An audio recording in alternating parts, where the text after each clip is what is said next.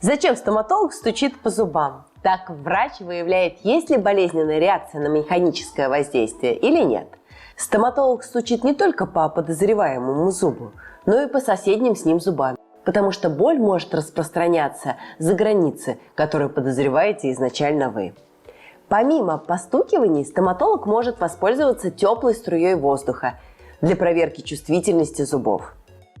И фриз-тестом, когда с помощью холодной пробы оценивается, жив ли нерв зуба или нет.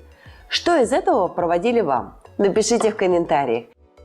Найти хорошую стоматологию в вашем районе или городе в России очень просто. Звоните по этим телефонам. Мы поможем вам записаться к лучшим стоматологам на основании отзывов пациентов и нашей экспертной оценки.